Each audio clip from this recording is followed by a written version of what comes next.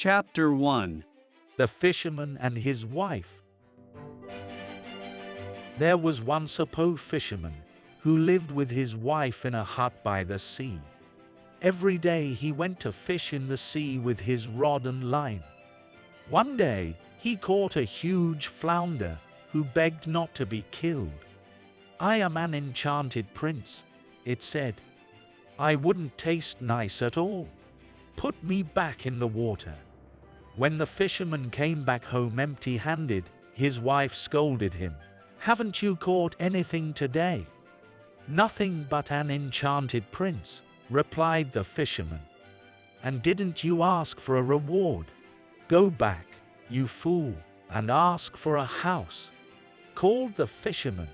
And the magic fish came back. "I'm sorry, but my wife wants a new house in return for saving you." "Go home," said the flounder. And the fisherman went home and found his wife in the sweetest little cottage. But the wife wasn't satisfied. "Go back and ask for a castle," she demanded. So the fisherman went back to the sea and called the flounder again. When he got home this time, he found a huge castle with towers and a drawbridge. "This is more like it," said his wife. But before long she sent him back to sea again. This time she wanted to be the king, and that night the fisherman returned to a king's palace. Next, the wife wanted to be the emperor. When the fisherman got back from that errand, he could hardly find his wife in the vast imperial palace. She was surrounded by guards and servants. "Surely you are happy now, wife?" pleaded the fisherman. She thought for a bit and then said, "No, I want to be God." The fisherman went back to the flounder with a heavy heart.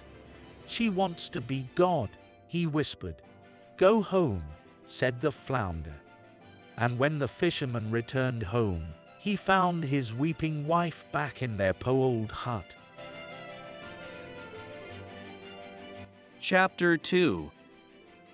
12 Dancing Princesses. There was once a king who had 12 beautiful daughters. He was very fond of them and didn't want them to leave home. So every night he locked them in the bedroom they shared. But every morning he found their satin shoes worn out. The king couldn't understand how this was happening. So he said that anyone who could discover where the princesses went dancing could marry one of them and become king. But no one could. One day, a soldier came to town and read about the reward. On his way to the palace, the soldier met an old woman. She told him not to drink the wine that the princesses would give him at bedtime. She also gave him a magic cloak to make him invisible, so that he could follow the princesses. The soldier was made welcome at the palace and given fine new clothes. But when he was given a cup of wine at night, he only pretended to drink it. Just as well, because there was a sleeping potion in it. The soldier pretended to be fast asleep, but all the time, he was watching from the room next door. He saw the oldest princess tap her bed, and a secret passageway appeared. There was a staircase under the bedroom floor. The soldier watched as the princesses disappeared one by one. Then he leaped out of bed and put on the magic cloak, so that he could follow them without being seen. In his haste, the soldier stepped on the dress of the youngest princess, who was the last to descend the secret staircase. "Someone's tugging at my dress," she complained. "Nonsense," said her sisters. "There's nobody there."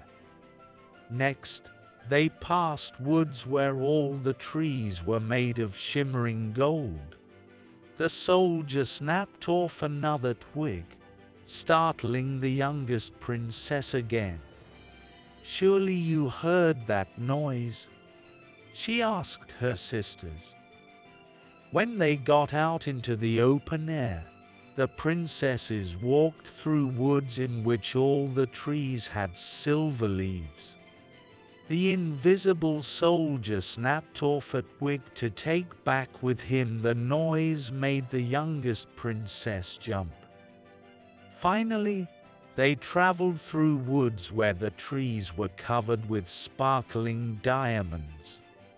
The soldier broke off a diamond twig. But when the youngest princess cried, "What was that loud snap?" her sisters said, "It was a gun fired to welcome us." On the other side of the diamond woods was a blue lake. 12 handsome princes stood ready, each waiting to row a princess across the lake to a castle.